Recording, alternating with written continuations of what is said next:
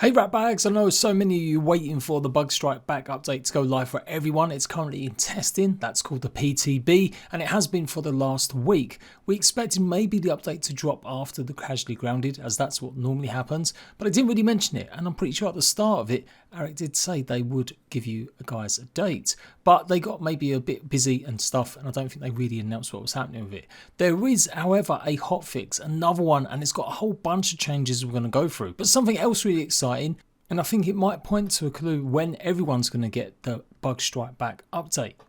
The developers have done some sort of collaboration with Dan Turnbull. If you don't know who he is, he's a YouTube music rapper that's been doing rap songs about games for like over 10 years. I remember him back in the day doing Skyrim. So it looks like he's recorded a song specially for or about Grounded, and it's going to be going live on Monday the 9th of May.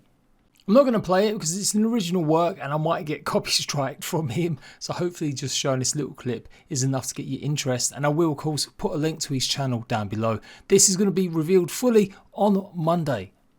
Now that may not interest that many people unless you like me and you like a bit of rap now and then.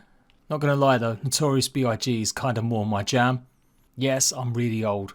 But it'd be a bit weird for them to release this song on May the 9th, and it does look like it's a collab. That's the way the devs introduced it, the community team, rather than just like a fan-made song.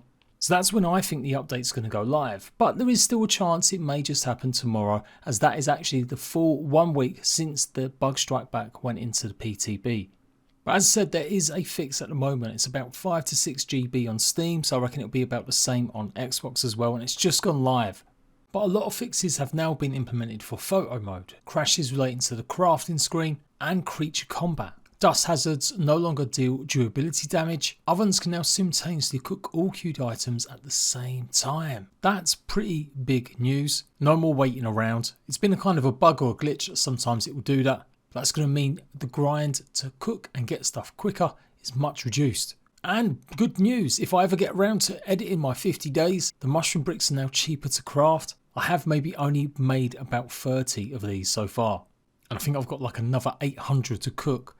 Creatures angered by the hedge mixer should now path to it more reliably. Did notice that some of the orb weavers weren't really kind of going that way, especially the junior ones. Having lots of zip lines no longer lowers the performance of your game.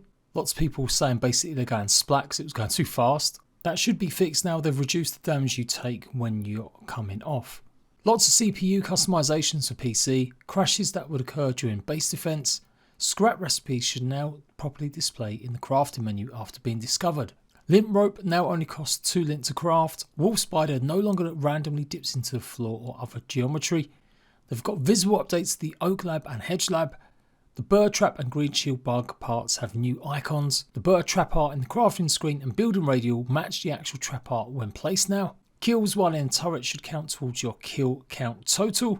Wafter has been renamed the Waft Provoker. That's a bit of an improvement. Here in the UK, I've said it only a few times, but actually Wafter is a bit of a homophobic slur and has been for years. Sometimes spelt differently, but other times it's also been used to say something pretty horrible as well. So that's a good one. Waft is just to smell something maybe a little bit unpleasant sometimes, or to get a waft of something quite powerful. So Waft Provoker, I like the name of that one.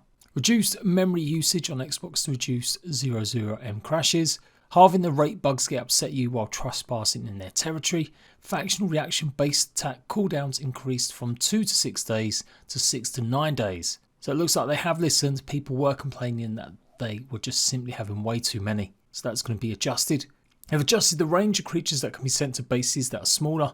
Bees that are part of a wave attack can now always drop pollen. All wave creatures have had their rare drop parts slightly increased. A big complaint from people that didn't really understand about the Waft Provoker was how could you possibly get it to drop bug insects and bug parts if you're using all your bug parts to cool them. So now yes, you should be able to get a little bit more out of it. The green shield bug now drops 2 to 4 parts instead of always dropping 1. That's good news because you'd have to wait for the green shield bug to spawn again, since it did take 2 parts to craft the shield.